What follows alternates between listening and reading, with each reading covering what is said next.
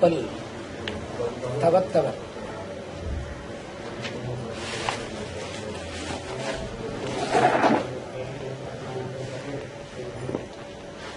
காவி நிறத்து உடையால் அலங்காரம் பண்ணின உடல் இது. உடலின் தோலை, உடல் மேல் போற்றப்பட்ட தோலை, தோலின் வர்ணத்தை காவி என்று வர்ணிக்கின்றார். அதற்கு வாசல் கதவுகளாக வெண்பற்களை வெண்பல் தவத்தவர் என்றாள்.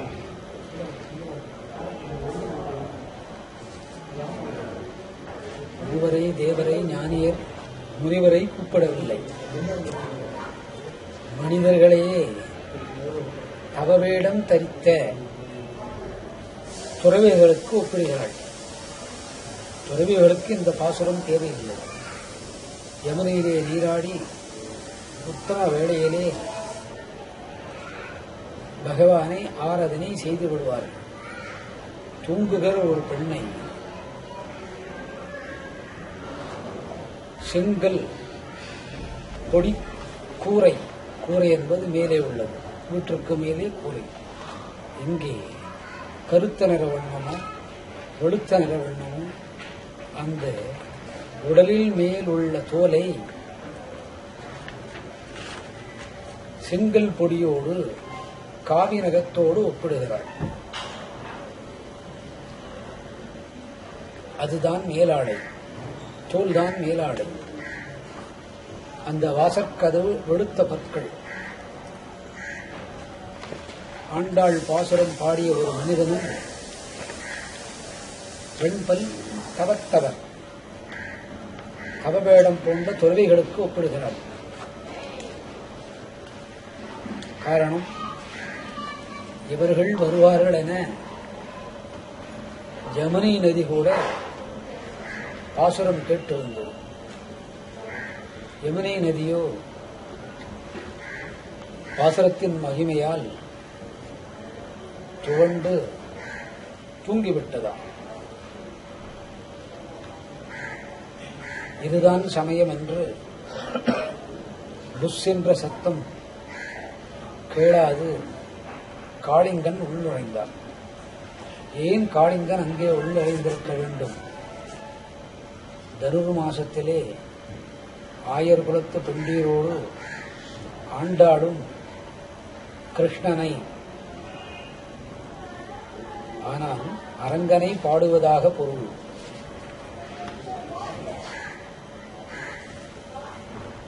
இங்கே ஆண்டாள் கிருஷ்ணனை யமுனை நதியிலே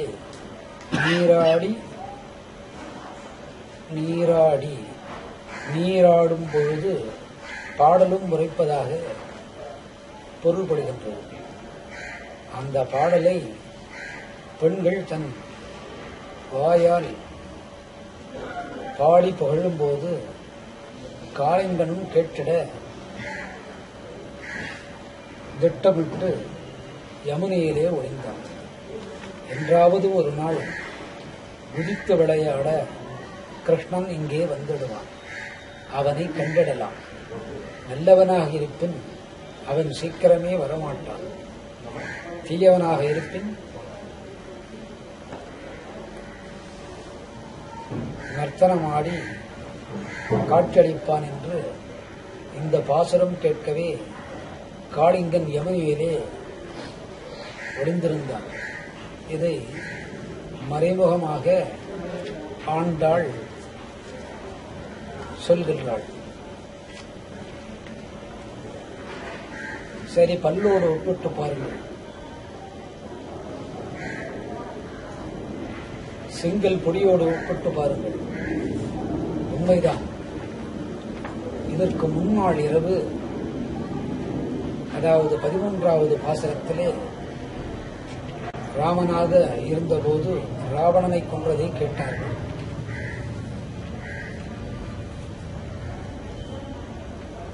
பல அரக்கர்களை கொன்றதாக கேட்டார்கள். குவாலயா பீடம் எனும் ஏனையின் மத்தியனை மதகத்தை உடைத்து வதம் செய்ததை கேட்டார்கள்.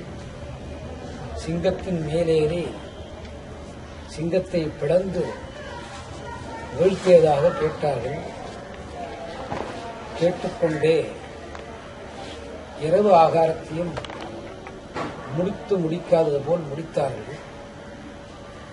காலையில் எழுந்திருப்பதால் அஜீரண குறை இருக்கத்தான் செய்யும். மலஜல குறைகளும் ஏற்படும். இந்த அஜீரண குறையும் மலஜல குறைகளையும் சீர் செய்திட முன்னாள் இரவு வெற்றிலை பாக்கு, அதாவது தாம்பூலராயன். தாம்பூலராயன் என்பது கண்ணனை மட்டுமே குறிக்கும். கண்ணனோடு தாங்கள் தாம்பூலத்தை தரித்ததாக ஒரு தாம்பூல சுருள் இறைவனுக்கு ஊட்டுவிட்டதாக பொருள். அடுத்தொரு தாம்பூல சுருள் கோபியர்கள் நின்றதாக பொருள். நின்று போகட்டும், அதிலே ஒன்றுமில்லை. கண்ணன் கூட அசந்து விட்டான். ராதை ருக்மணிக்கு கூட இந்த பாக்கியம் கிடைக்கவில்லை. அவ்விருவருக்கும் கூட என்மேல் ஆசை குறைதான். ஆகவே வாய் செவித்துவிடவில்லை. நாக்கின் நுனி கூட சிகப்பு வர்ணம் அடைந்து விடவில்லை.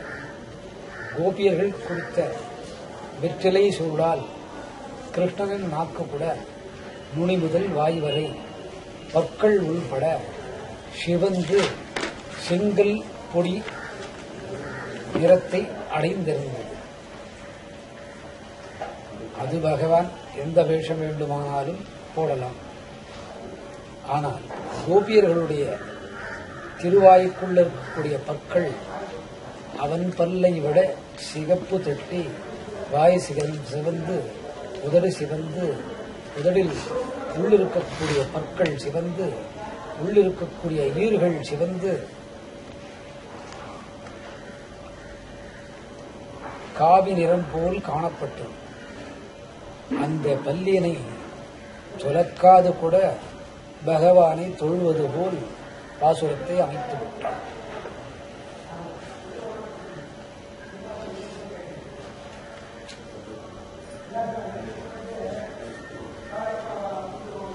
இங்கே பாசுரத்தில் தப்புதனை மறைத்திடுவான் கோபர்களின் தலைவன் கோபநந்தன் என்பது பொருள். தங்கள் திருக்கோயில் சங்கிடுவான் போகின்றார்.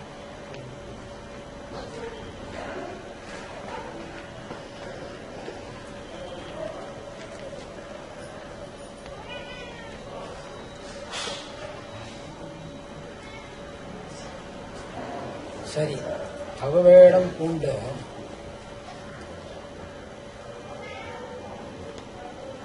தபசுகளையும் வெற்றிலை போட்டு சிவந்த கோபியர்களையும் ஒன்றாக சேர்க்கிறாள் ஆண்டாள். இங்கே முதல் நிலையிலே இருப்பது கோபியர்கள்தான். அவர்களுக்கு சொந்தமானது கிருஷ்ணன் இருக்கக்கூடிய கோயில்தான். ஆகவே தங்கள் திருக்கோயில்,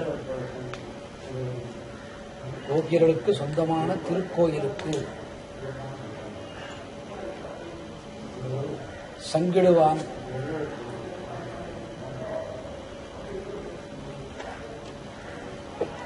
சங்குதனை ஊத துறவிகள் போகின்றார்கள்.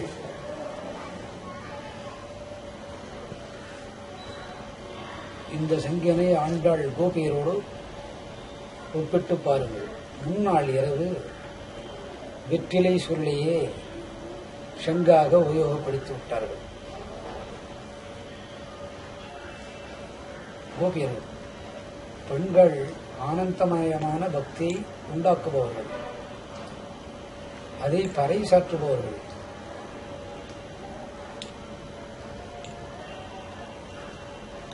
அங்கே சங்கூதும் துறவிகள் கூட தாமோ குணத்தை சார்ந்தவர்கள்.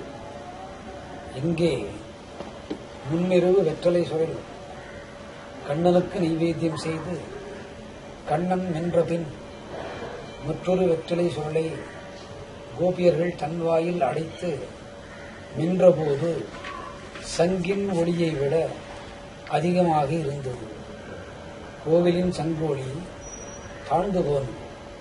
அது முன்னிரவே கோபியர்கள் வாசித்து முடித்து விட்டனர்.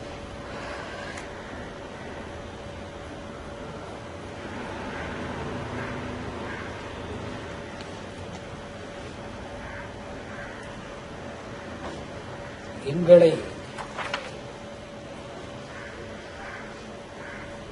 முன்னும் எழுப்புவான் வாய் பேசும்.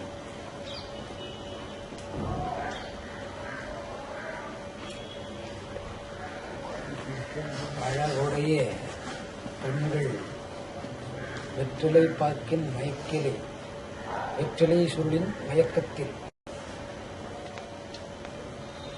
படுத்து உறங்குவதாகவும் இந்த செங்கழு நீர் மலர்ந்து விட்டது அல்லது மலரும் பொழுது அல்லது மலரும் முன்னே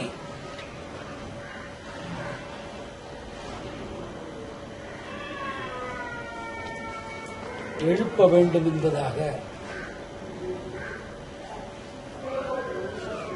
எழுப்புவது எதற்காக? நீராட. வெற்றிலை சுருளை தான் நின்று கண்ணனை மெல்ல வைத்து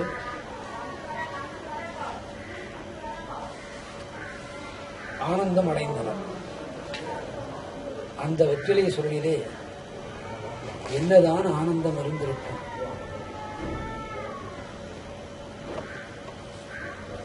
தாய்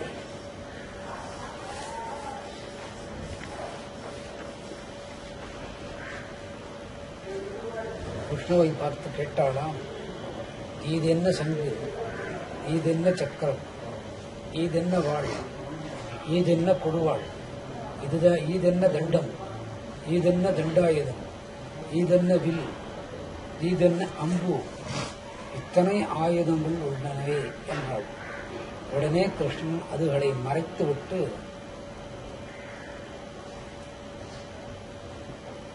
சத்துவகுணத்தோடு வெளிப்பட்டான். அதை பற்றிதான் பேசிக் கொண்டிருந்தனர். வெற்றிலை சுருள் இருவர் நாக்கும் சிவந்து விட்டது. கோபியர் தோழிகள் ஆண்டாளே இது கேட்டு திடுக்கிட்டு விட்டாள். நாம் ஒன்று சொல்ல இவர்கள் ஒன்று சொல்கிறார்களே. சிலையடைக்கு ஒப்புமையாக இந்த பாசுரத்தை எழுதிவிட்டாள். இதுதான் மகத்துவம். உடனே தந்தை கேட்டான். தாய் பயந்தவள். அவளுக்கு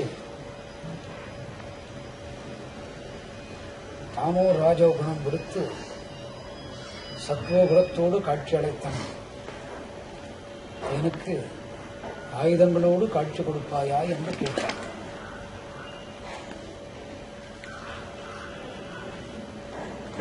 அதுபோலவே கண்ணன் காட்சியளித்து விட்டான். அவன்தான் இந்த விஷ்ணு. இந்த விஷ்ணுதான் இந்த கிருஷ்ணன்.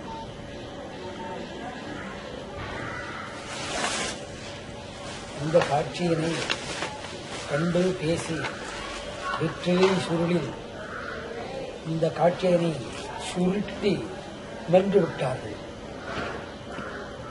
அதனால்தான் எங்களை முன்னம் எழுப்புவான் வாய் பேசும். வாயால் பேச முடியாது போனது. காரணம், தாய்க்கு தந்த காட்சியனை பேசிக்கொண்டார்கள். தந்தைக்கு ஆயுதத்தோடு காட்டிய காட்சியனை பேசிக்கொண்டார்கள். இந்த பேச்சிலே வெற்றிலை சுருளும் கிருஷ்ணனை வைத்தே நின்றுவிட்டது. நின்றுவிட்ட ஆனந்தத்தினால் வாய் பேசும். வாயால் பேசாமற் போன முடியால், வாயால் பேச முடியாமல் போனபடியால் நன்காய் பூரணமான பெண்களே,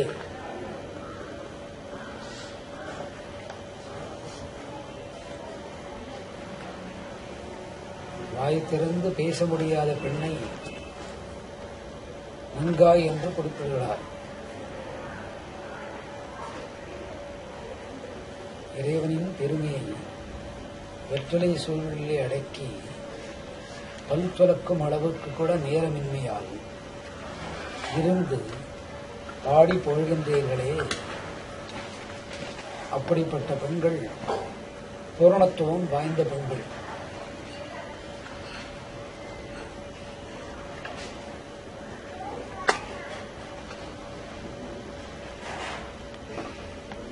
எழுந்திராய்,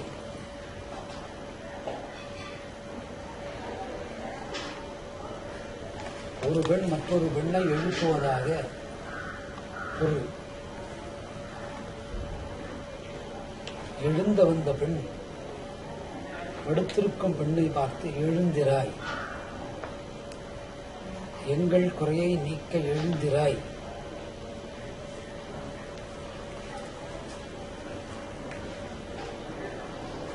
என்பதாகும்.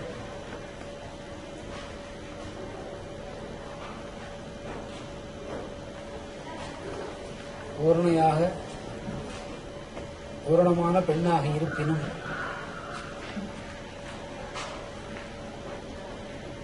கூறியபடி செய்யாததற்கு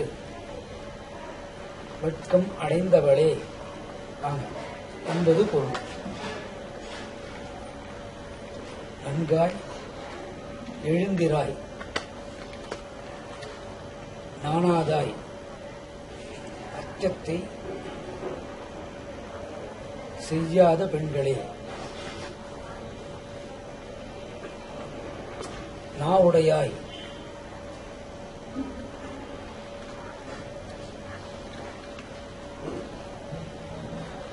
இந்த நாவினால்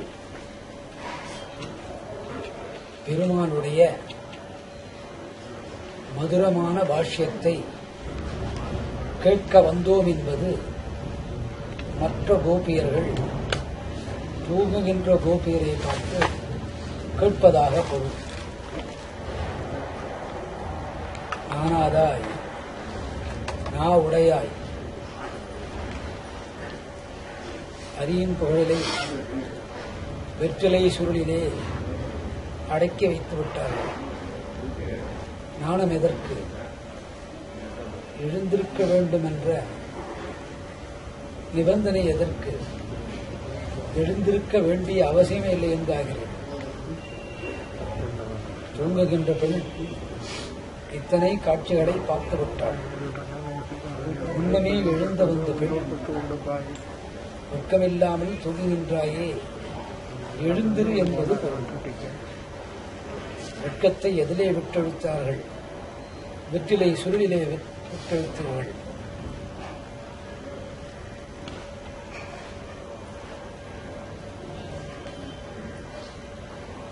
அது மட்டுமா, இவன் யார் பெற்ற பிள்ளை என்பதை மறந்து வெற்றிலை சொல்லோடு வைத்து மென்றே தீர்த்து விட்டார்கள் கிருஷ்ணனை. வெட்கம் என்ன, மானம் என்ன, ஈனம் என்ன? எழுந்திருந்தால்தான் பக்தி வருமோ?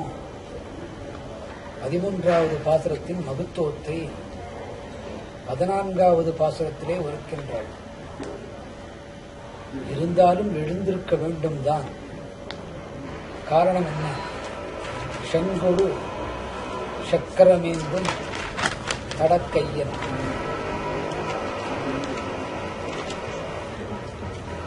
வேதியர்கள், ஞானிகள், மகரிஷிகள் இந்த சங்கத்தை ஊதுகின்றார்கள். இருந்து போகட்டும். அந்த சங்கத்தின் ஒளியிலே வெற்றிலை சுருளிலே கண்ணனை வைத்து நின்று வருகிறார்கள். அதன் சத்தம் பெரிதுதானே, கிருஷ்ணன் அதற்குள்ளே அடக்கம். செங்கோடு சக்கரமேந்தும் தடக்கையன், சங்கத்தையும் சக்கரத்தையும் தரித்தவன்.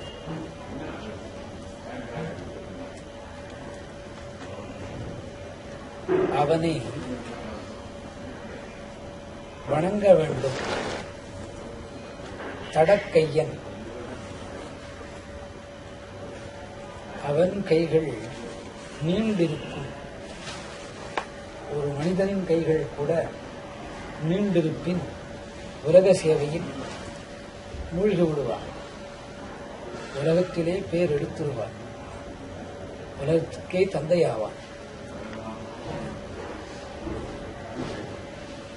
தடக்கையன், தடம் என்பது கைகளை உடைய, தடம் என்பது 2 கைகளுக்கு மேலுடையவன் என்பதும் ஒரு சங்கு சக்கரத்திற்கு 2 கைகள் போல மற்றும் 2 கைகள் தடம் முழங்கால் வரை நீண்டு கீழும் வளர்வது என்பது பொருள்.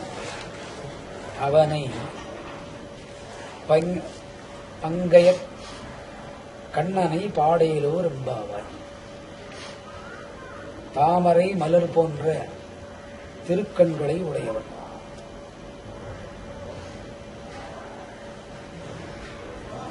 கோபியர்களை சொல்லும் போது செங்கழுநீர் மலர்கள் என்று சொன்னாள்.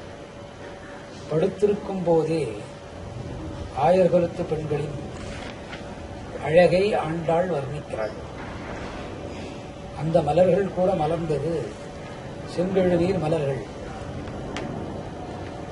உங்கள் கண் தூங்கும் அழகு அந்த மலருக்கே ஒப்பாக இருக்கிறது. செங்கழுநீர் என்று ஒரு சொல்லினை போட்டு பாசுரத்தில் துவைக்கினான். மீண்டும் முடிக்கும் தருவாயிலே பங்கைய கண்ணனை ஆடையிலோர் அம்பாவார். தாமரை போன்ற பெண்ணின் வாசனம் அவ்வளவு அழுத்தம். தாமரை மலர்கள் வெண்மையாயினும் சிகப்பாயினும் பெண்களை குறிப்பதாக பொருள். பெண்கள் கண்களை விட அழகாக இருக்கக்கூடிய தாமரை மலர் போன்ற கண்களை உடையவனே. கண்ணனுக்கு ஏன் இது போன்ற கண்கள் அமைந்திருக்க வேண்டும்? அவனை தொழுத கோபியர்களின் கண்ணழகு அவ்வளவு வல்லமை. கோபியர்களை கண்ட கண்ணனோட கண்கள் தாமரை மலரை விட அற்புதமாக கண்களாக இருந்தது. அதனாலே என்னவோ கண்ணா என்று பெயர் பெற்றான். கண்ணனை 2 கண்களை உடையவன். ஒரு கண்ணிலே அறிவு, மற்றொரு கண்ணிலே செல்வம்.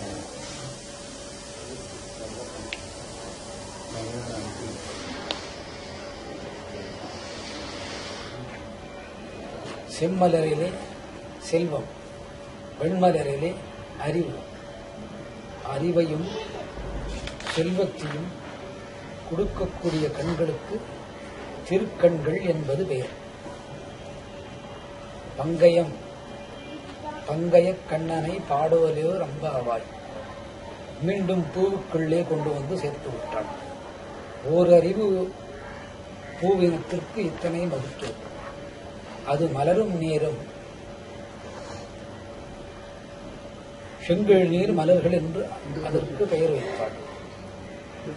புழக்கடையில் இருக்கக்கூடிய மலர்கள் கூட அசூசையான நீர்களை வாங்கி அழகாக மலர்ந்து இறைவனை தொழுகின்றது. தாமரை போன்ற கண்களை உடைய இறைவனை, கண்ணனை, திருக்கண்ணபுரத்தனை ஆடையோர் அம்பாவாய் என்று மனம் நிகழ்ந்து பாடுகிறாள். இதற்கு காரணம் வெட்கத்தை விட்டு கூவி பாடுகிறாள் என்பது பெயர். ஆண் பெண் என்றால் வெட்கம் இருக்கத்தான் செய்யும். இங்கே சமஸ்காரம், போன ஜென்மத்தின் வாசனை என்னும் சமஸ்காரம் முடித்துக் கொண்டபடியால் இறைவனை தொழுவதற்கு வெட்கம் தேவையில்லை.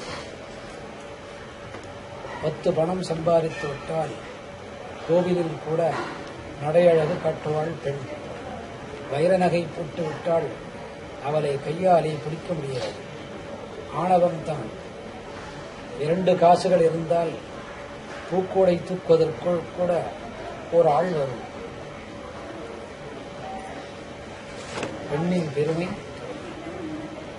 பணத்தின் கொடுமை, இதுகளெல்லாம் இங்கே விலை போகாது என்பதை சொல்கிறாள். இந்த பாசுரத்தினால் செல்வம் வரும், வாகன வசதிகள் வரும், மேனி திருமேனி ஆகும், அழகு நிறைந்த மேனி, செங்கல் பொடி போன்ற நிறத்தை உடைய மேனியில் இருக்கக்கூடிய தோல் வியாதிகள் பொடிபடும், பல் நோய்கள் தீரும், பல் ஈறுகளில் இருக்கக்கூடிய நோய் தீரும், பல்லிலே இருக்கக்கூடிய உப்புத்தன்மை குறைவு அதிகம், இதுகள் சரியாகும். ஆண்டாள் கூட பல் வைத்தியன ஆகிவிட்டாள். ஆண்டாள் கூட கண்ணுக்கு மை வைக்கிறாள். கண்ணிலே இருக்கக்கூடிய வியாதிகள் குறையும், கண்ணிலே இருக்கக்கூடிய நரம்பு மண்டலங்கள் சீராகும், கண்களுக்கு நன்மை மட்டும் தெரிய வரும். குளுக்கோமா என்ற ஒரு வியாதி உண்டு கண்ணிலே, நீர் சொரிதல். நல்லதை பார்த்து கொண்டே இருந்தால் குளுக்கோமா வருவதில்லை. நினைப்பு கெட்டது, செயல் கெட்டது, நடப்பு கெட்டது என்று ஒரு நாள் மட்டும் அரியை பார்த்து விடலாம். அந்த நினைவு கெட்டதுதானே, அடுத்த ஒரு மாதம் சென்று போய் கூட பார்க்கலாம். இது போன்ற ஆண்களுக்கு பெண்களுக்கும் கண்ணிலே என்ன வரும்? குளுக்கோமா வியாதி. திருக்கோயிலுக்கு போவதற்கு கூட மனிதன் கால அட்டவணை வகுக்கின்றான். இவன் கால அட்டவணை வகுத்து வைத்து விட்டான். கால அட்டவணை வகுத்த மனிதனுக்கு கண் நோய் வரும், கண் பிறை வரும், சிறெழுத்து பேரெழுத்து தெரியாது. திமிராக பல லட்சம் மதிப்புள்ள கண்ணாடியை போட்டுக் கொள்வான். வீண்தான். கண் வியாதிகள் அனைத்தும் சீராகும் என்று சொல்வார். சரி, அது போகட்டும். காதுகளிலே கூட குறை இருக்கும். ஷங்கோடு, சங்கின் சப்தம் காது வழியே கேட்கும். காதுகளில் இருக்கக்கூடிய ஜொல் என்ற சதை, ஒளியை எழுப்பக்கூடிய சதை, ஒளியை உள்வாங்கி சப்தத்தை கேட்க செய்யும் சதையின் நரம்பு மண்டலங்கள் துண்டிக்கப்பட்டிருக்கும். வைத்தியனால் முடியாது. காது சம்பந்த வியாதிகள் சீராகும். மூக்கில் பிரச்சனைகள் உண்டு. மூக்கடைப்பு, வாயடைப்பு வரும், வாந்தி பேதி வரும், அது சாதாரணம். மூக்கடைப்பு இருப்பது யாருக்கும் தெரியாது. மூக்கிலே அடைப்பு, சுவாச பிரச்சனை, வாசனை நுகர முடியாத பிரச்சனை, மூக்கு நரம்புகள் பிரச்சனை, மூக்கினுள் நரம்பு வளர்ந்து சதை தட்டி அறுவை சிகிச்சைக்கு போகும் சூழ்நிலை. இந்த பாசுரத்தினால் அறுவை சிகிச்சைக்கு போன பின் பூரண குணமாகும். ஆரம்பம் முதல் இந்த பாசுரத்தை ஓதிடில் இந்த வியாதிகள் தலை தூக்காது. அறுவை சிகிச்சை செய்தும் பலனளிக்காத நபர்கள் இந்த பாசுரத்தை ஓதினால் குளுக்கோமா முதல் கொண்டு மற்ற வியாதிகள் கட்டுப்படுத்த முடியும். அல்லாது வேரோடு இந்த வியாதிகள் தலை தூக்காது, மறைந்து போகும். அதுதான் சொல்கிறார்.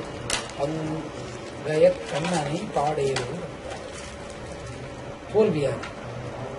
யாரை எடுத்துக்கொள்ளுங்கள், என்ன நிறம் வேண்டும் என்பான், வெள்ளையாக இருக்க வேண்டும் என்பான். இவன் செய்த பாவம் கொஞ்சமா நெஞ்சமா, அதனால்தான் கருப்பனாக பிறப்பான். கருப்பனுக்கு கூட எது மேல் அழகு? வெள்ளை நிறத்தின் மேல் அழகு. கருப்பாக பிறந்த ஒரு மாநிலன் வெளுப்பாக மனைவி வேண்டும் என்பாள். அவளுக்குதான் குணத்திலே கோடி குறை இருக்கும், உள்ளிருப்பதை ஆராய முடியாது. ஆக அதுவல்ல இங்கே அர்த்தம். தோல் வியாதி கண்டது சீராகும். குறிப்பாக வெண் குஷ்டம், ராஜ வைத்தியமான குஷ்டம், இதுகள் கூட மருந்துகளால் இந்த பாசுரத்தின் வழியாக கட்டுப்படுத்தப்படும். தெய்வ அனுகிரகமாயின் சில தீர்த்தங்களில் நீராட இந்த வியாதிகள் அற்றுப்போம். அதுதான் எப்படி? காளிங்கனின் சிரசு கர்வம், தோல் கர்வம், உடல் பருமனின் கர்வம், சாப்பிடும் பொருள் சோறாலே முறித்து ஜீரணித்துக் கொள்வான். அவன் கூட நீராடினது எங்கே? யமுனை. யமுனைக்கு அப்படி ஒரு சக்தி இல்லை. ஆண்டாள் பாசுரம் கேட்டதாக்கும் யமுனை. அது மட்டுமா, ஆயர்பாடி கோபியர்கள் எல்லாம் பாடினார்கள். யமுனைக்கு அப்படி ஒரு சக்தி வந்தது. யமுனைக்குள்ளே ஒளிந்திட்ட மகாத்திருடன் தான் இந்த காளிங்கன். இந்த காளிங்கனுக்கே அந்த அருவருப்பான தோல் விடுத்து உயிர் நீங்கி மோட்சம் கிடைப்பதாக இது இத்துணை வியாதிகள் இந்த 14வது பாசுரத்திலே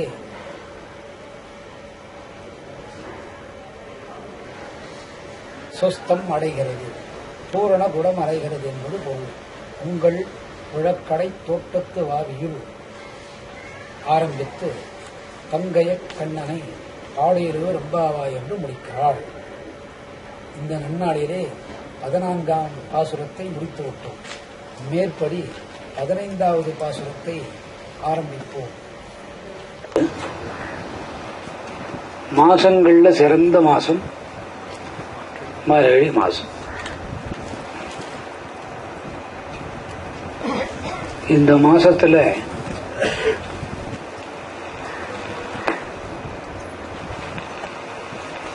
தெய்வத்தோட கருணை அதிகமா வரும்.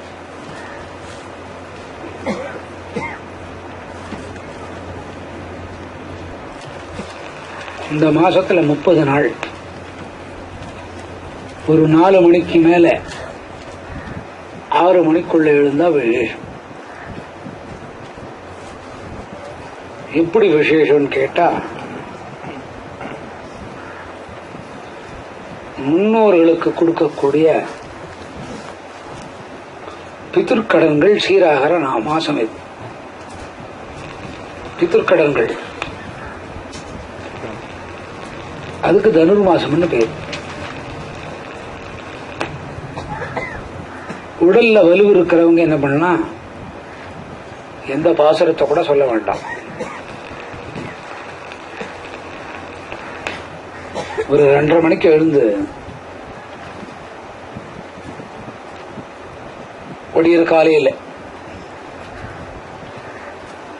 தூங்காம 6 மணி வரைக்கும் இருந்து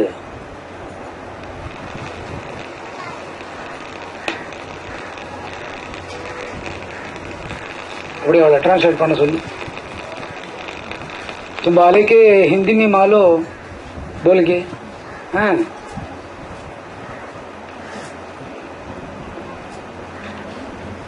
2:30 மணிக்கு எழுந்தணும். என்னங்க 2:30 மணிக்கு ஒரு நாளை போல எழுந்தா உடம்பு கெட்டு போவாதா? கெட்டு போகக்கூடாது. முடியாத பட்சத்துல 4:30 மணிக்கு எழுந்து 6 மணி வரைக்கும் சும்மா வீட்டுல உட்காந்துப்போ. இல்லைங்க எங்களுக்கு டிவி பாக்குற பழக்கம்னா டிவி பார்த்துட்டே இருக்கும். நீங்க பார்க்கக்கூடிய டிவியில என்ன சப்ஜெக்டோ என்ன நிகழ்ச்சியோ நல்லதோ கெட்டதோ எல்லாம் பார்க்கலாம். ஆனா எழுந்திருக்கிறது 4:30 6 எழுதுக்கும். இந்த மார்கழி மாசம் அந்த மாதிரி பண்ணா பிதுர்க்கடன் குறையும். இந்த காலத்துல அதிசயமான வியாதிகள்லாம் வருது. என்ன மாதிரி வியாதி? ஒரு அற்புதமான வியாதிகள்லாம் இந்த காலத்திலயும் வருது. இவ்வளவு நாகரிகமான காலத்துல பிரெயின் கேன்சர், கர்ப்பப்பைக்குள்ள கேன்சர், மார்பகத்துக்குள்ள அதுக்குள்ள இருக்கிற பைக்குள்ள கேன்சர், இந்த மார்பகத்துக்குள்ள மிருதுவான சதைக்கு கீழே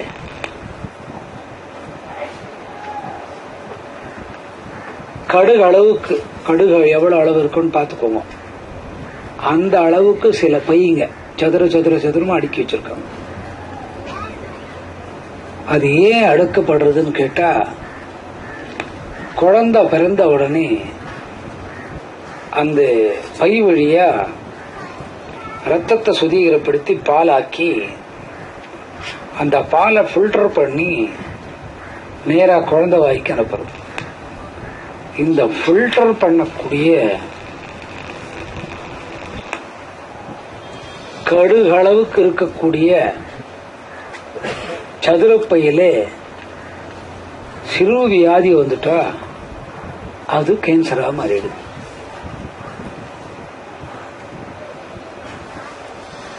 அந்த குறையே தெய்வத்தை வேண்டாமையே மார்கழி மாசம் காலையில் எழுந்தா சரியாகும். எதுக்கு பிரத்யோகமான நேரம் 4 to 6, 4 to 6.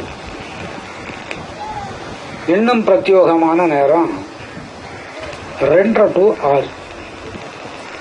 2:30க்கு நம்ம ஏங்க எழுந்துக்கணும்? 4:06 எழுந்தா 10 ஆதா? பரவாயில்ல, 4:06 எழுந்துக்கலாம், ஒன்றும் தப்பு இல்லை.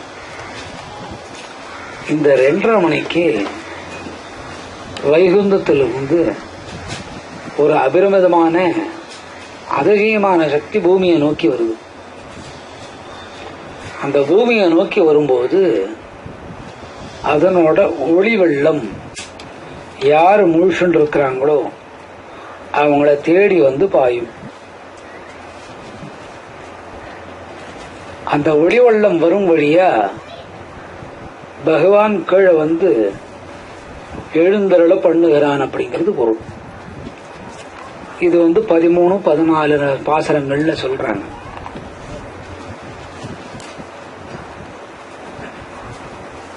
அது மாதிரி நேரத்தில் காலையில் எழுந்து இந்த புல்வெளி இருக்கிற இடத்துல நடந்து போனா அந்த பனித்துளிகள் காலில் பட்டா கால் வெடிப்பு சம்பந்தப்பட்டது, பித்த சம்பந்தப்பட்ட வியாதிகள் போகும். சித்ரா இப்படி உட்காந்து டிரான்ஸ்லேட் பண்ணு.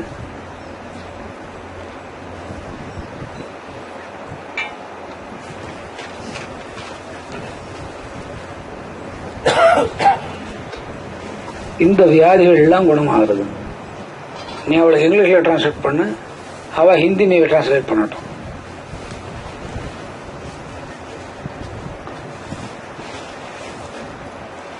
இதுல 2:30 மணிக்கு இந்த விஷயங்கள் நடக்குது. எம்பெருமானால் இது நடத்தி வைக்கப்படுது. இது உண்மையா பொய்யான்னா இது நம்ம அனுபவத்துல பார்த்தா தெரிஞ்சு போகும். 2:30 மணிக்கு எழுந்துக்க சொன்னாருன்னு சொல்லிட்டு ஒரு கிராமத்தில் இருக்கும்போது, அடர்த்தியான கிராமம், புல்வெளியில நடக்கிறேன்னு சொல்லிட்டு புல்வெளியில நடந்து போனா புஷ்ஷுன்னு பாம்பு வரும். அப்படி கூட நடந்து போகலாம், ஒன்றும் தப்பு இல்லை. கையை 2த்தையும் தட்டிக்கினே கோவிந்தா, ஜனார்தனா, ஆண்டாள் அப்படின்னு பேரை சொல்லிட்டே போனா பாம்பு போயிடும். அந்த புல் மேல இருக்கக்கூடிய பனித்துளைக்கு அவ்வளவு சக்தி. உங்களுக்கு இதுல நம்பகம் இல்லைன்னாக்கா ஆண்டோட பாசத்தை 9 to 14 வரைக்கும் படிச்சு பாருங்க. 9 படிச்சுட்டே வாங்க, உங்களுக்கு தெரியும். அந்த அர்த்தத்துல சொல்லி இருப்பாங்க. வெறும் அர்த்தமா படிச்சா அது தெரியாது நமக்கு. அது அர்த்தத்தை நல்லா படிச்சு தெரிஞ்சு அதுக்கு கருத்து சொல்றவங்க மூலியமா தெரிஞ்சுட்டா புரியும். அப்ப புல் கூட இருகம்புல் பெருமாளுக்கோசரம் காத்துட்டு இருக்கிறதுன்னு போகும். இந்த 2:30 மணிக்கு எழுந்துக்கிறதுனால பித்ருகளோட பாப விமோச்சனம் கிடைக்கிறது. பித்ருகளோட பாப விமோச்சனம் எப்படின்னு கேட்டீங்கன்னா, இந்த மார்பகத்து புத்துநோய் சாதாரணமா ஒரு மனுஷனுக்கு வந்துடுது. அதுக்கப்புறம் கர்ப்பப்பை சம்பந்தப்பட்ட புத்துநோய், இதெல்லாம் சாதாரணமா வர்றதில்லை. மென்மையான இடத்துல அரிப்பு ஏற்பட்டதுன்னா மரணம் என்பது போகும். இப்ப நம்ம பண்ற கேஸ்லயே மூளைக்குள்ள இருக்கிற கேன்சர்ல இருக்கிற ஒரு நபரை இது வரைக்கும் உயிரோடு இருக்கிறது அதிசயம். நானே கூட ஆச்சரியமா பாக்கிறேன் அந்த கேஸ. ரொம்ப அற்புதமான ஆச்சரியமான கேஸ். இன்னும் உயிரோடு இருக்கு. ஆனா அந்த பேஷண்டோட மாமியாருக்கும் மனைவிக்கு அது அதிசயமா தெரியல. அந்த இனத்தவரையே ஒருத்தர், அதே இனத்துல சார்ந்தவங்க ஒருத்தர், அவங்கள பத்தி இந்த இடத்துல கேட்டாங்க. அவங்க வீட்டுல எல்லாமே டாக்டர்.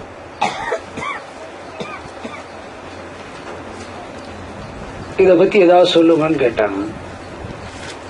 இது மரணம் சம்பவிக்கும்னு எழுதி கொடுத்தாச்சு. அது பிராப்தமில்லை நம்ம நடக்கிறதுக்கு வர்றதுக்கு. அது இறந்து போச்சு. மென்மையான இடங்கள்ல கேன்சர் ஆரம்பிச்சா சீக்கிரமா செத்து போகும். அதுக்கும் சீக்கிரமா பிளட்டுக்குள்ள கேன்சர். இது எப்படி வருது அப்படின்னு கேட்டா, அசுத்தமான ரத்தம், தாம்பத்தியத்துல அசுத்தமான நிலை,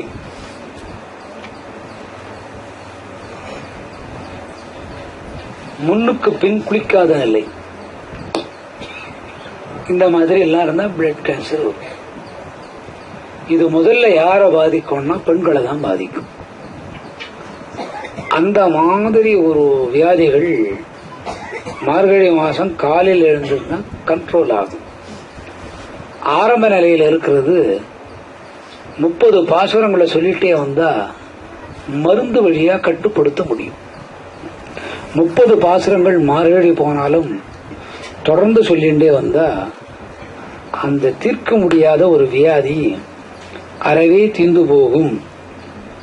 இந்த மார்கழி மாசம் காலையில எழுந்துக்கிறதோட பலன். இதுக்கு நீங்க ஸ்லோகம் சொல்ல வேண்டாம், குளிக்க வேண்டாம். அப்படியே எழுந்து சாதாரணமா இருக்கலாம். காஃபி குடிக்கலாம், டிவி பார்க்கலாம், முடிஞ்சா வீட்டுக்குள்ளேயே நடை பழக்கத்தை பண்ணிக்கலாம். சாதாரணமா பண்ணா இந்த பலன். இந்த பாசுரத்தை சொன்னீங்கன்னா அதிகமான பலன். இந்த பாசுரம் சொல்லும் போது என்ன நிலை வருதுன்னு கேட்டா, இந்த குடும்பமே வழங்காத போட்டும் யாராவது ஒரு பெண் சொல்லிட்டு போடுவா. அந்த பெண் சொல்லிட்டு போனதுக்கு அப்புறம் அந்த குடும்பம் வழங்காது. அந்த பெண் யாரா இருக்கணும்னா அவங்களோட உறவினரையே இருப்பாங்க. நாத்தனாரு, சிறுவங்க, பெரியவங்க, தாய், மாத்தாந்தாய், இவங்கெல்லாம் கூட சித்தி வரலாம் சொல்லுவா. கோபத்துல சொல்லிடுவா. அந்த மாதிரி சொல்லும் போது இது பலிக்கும். அப்ப அந்த சந்ததி விருத்தி இல்லாத போகும். அப்ப இறந்தவங்களை நம்ம சந்தோஷப்படுத்தணும். இப்ப ஒருத்தர் இறந்துட்டாங்க, அவங்கள சந்தோஷப்படுத்தணும். அவங்களுக்கு உடம்புல சில பிரச்சனை, அந்த பிரச்சனை தீராது. அவங்கள சந்தோஷம் படுத்தினா அந்த பிரச்சனை தீரும். நம்ம ஒருத்தர் பார்த்து அழகா இருக்கிறீங்கன்னு சொல்றோம், தப்பாது. ஒரே வார்த்தையில அவங்க சந்தோஷம் ஆயிடுவாங்க. அதனால ரொம்ப அசிங்கமா இருக்கிறவங்கள பார்த்து அழகா இருக்கிறீங்கன்னு சொல்லக்கூடாது, சண்டை பார்த்துரும். இப்போ ஆண்களுக்கெல்லாம் அநேகமா இந்த வார்த்தை அடிக்கடி சொல்லி இருப்பீங்க. யார பார்த்து சொல்லி இருப்பீங்க? அநேகமா செல்வத்துக்கு கரெக்டா தெரியும். 30 வயசு அம்மா அவ்வளவு பேர் அழகியா இருந்தாங்க, சின்ன வயசுல எப்படி இருந்திருப்பாங்க. ஆனா இவங்கெல்லாம் என்ன சொல்றானுங்கன்னு கேட்டா, ஒருத்தன் வாயிலையாவது அம்மா அழகா இருந்தாங்கன்னு வந்ததா?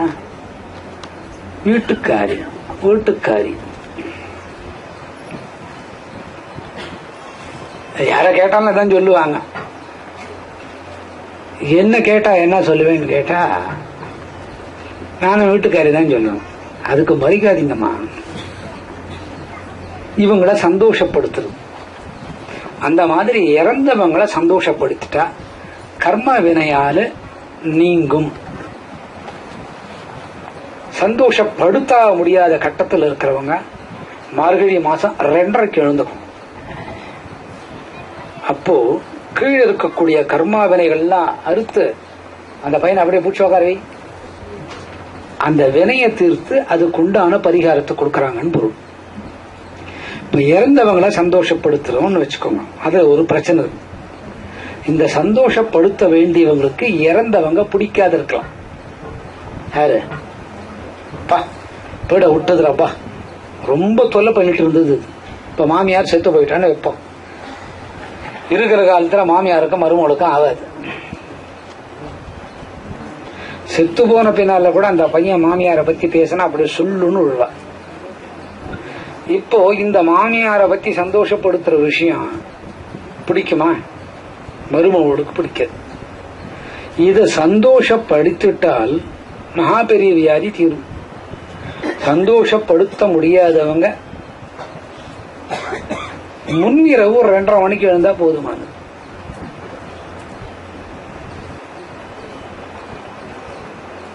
என்ன மாதிரி பிரச்சனை சீக்கிரமா சரி செய்ய முடியாது? மகப்பேறு பிரச்சனை, குழந்தைய பெற்றுக்கிறது. இப்ப பாருங்க, நேத்து ஒரு கேஸ் நம்ம பார்த்துட்டு இருந்தோம். ஒரு குழந்தைக்கு குழந்தை பிறந்துடுத்து, ஆண் குழந்தை. நானும் அந்த நர்சிங் ஹோம் போயிருந்தேன். ஏதோ ஒரு அளவுக்கு என்ன முடிஞ்சு கொடுத்தோம். சந்தோஷமான செய்தி. அந்த பெண் குழந்தை இடத்துல சொன்ன, அடுத்த குழந்தைய பெத்துக்கோ. வேணாசாமி வேணாசாமி, சின்ன குழந்தை, அதுக்கு தெரியாது சொன்னான். ரொம்ப மருட்டுத்தனமா சொல்லிட்டு திடீர்னு குழந்தை வேணும்னா, ஏற்கனவே ஒரு பையன் இருக்கு.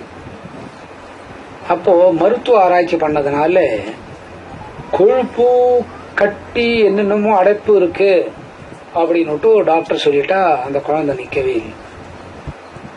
அதுக்கப்புறம் அதுக்கு தேவையானது செஞ்சோம். அடுத்த 2வது குழந்தை கன்சீவ் ஆயிடுது.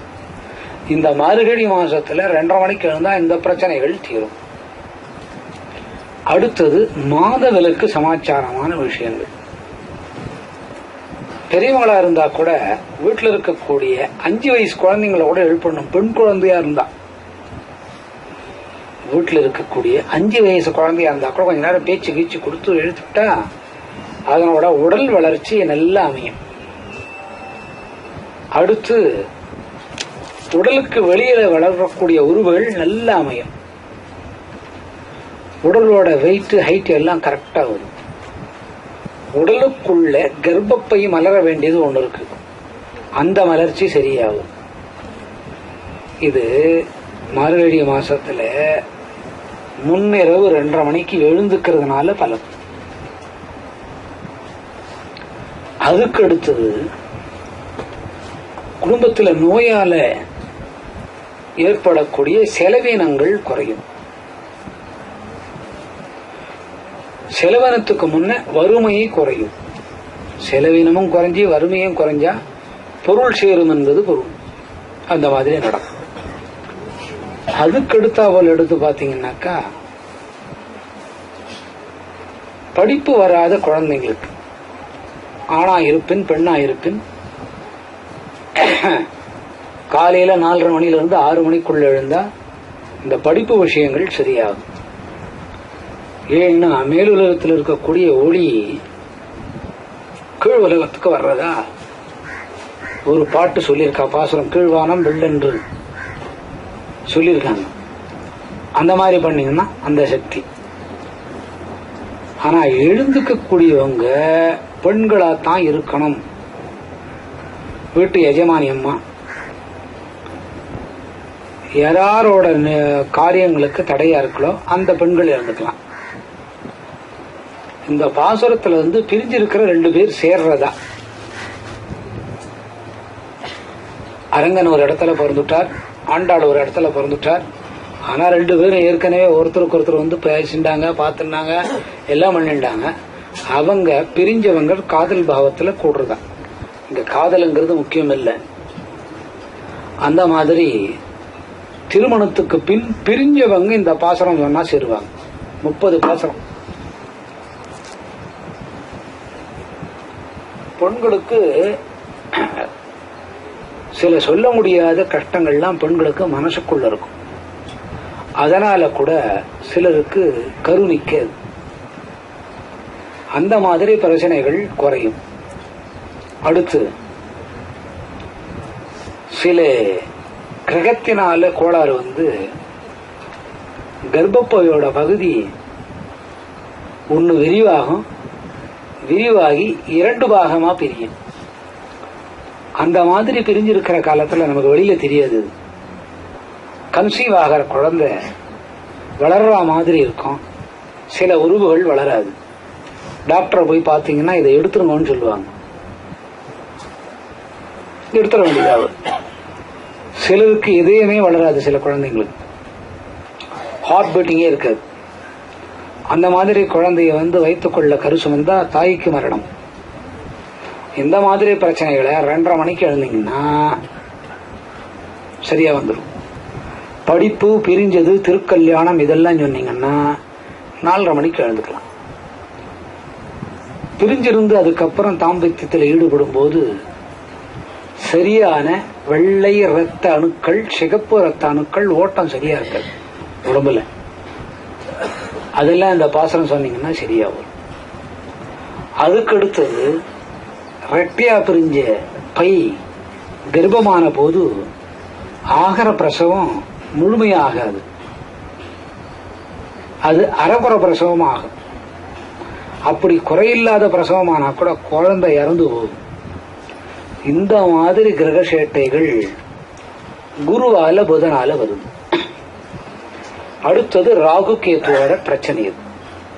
இதுக்கு 12 மாசத்துல மார்கழி மாசம் 2:15 to 2:30 எழுந்து சும்மா உட்காந்துருந்தா போதும்.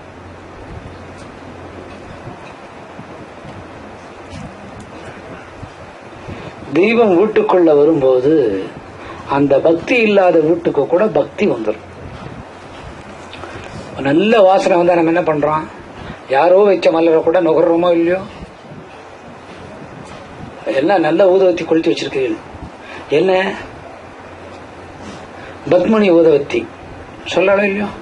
ராமன் ஊதுவத்தின்னா வாசனை வராது, சன்னியாசம் தான் வரும். பத்மணி ஊதுவத்தின்னு சொல்லுவா. அந்த மூக்குக்கு வாசனை தெரியுது. அதே மாதிரி இறைவனோட பக்தி அந்த குடும்பத்துக்கு வரும்.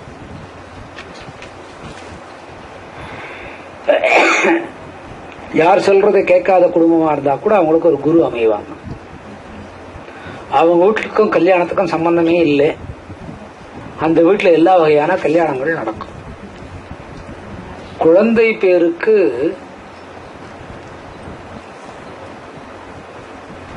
அந்த கர்ப்பப்பை தகராறு இருக்கலாம், உடல் பருமன் தகராறு இருக்கலாம், கர்ப்பப்பையில கட்டி தகராறா இருக்கலாம், எதுக்கு மேல ஆண் வித்துல வீரியம் இல்லாத போகலாம், பெண்ணோட கருமுட்டையில கருத்தரிக்கிறது 5 முட்டைகள் வரைக்கும் பிரியணும்.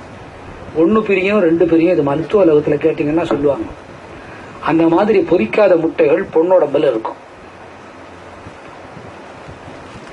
அதுகள் அதிகமா பொரியும்.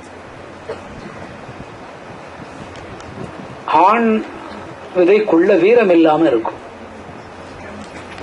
அப்ப எத்தனை முறை சேர்ந்தாலும் கன்சீவ் ஆகாது. இந்த மாதிரி குறைபாடு உள்ள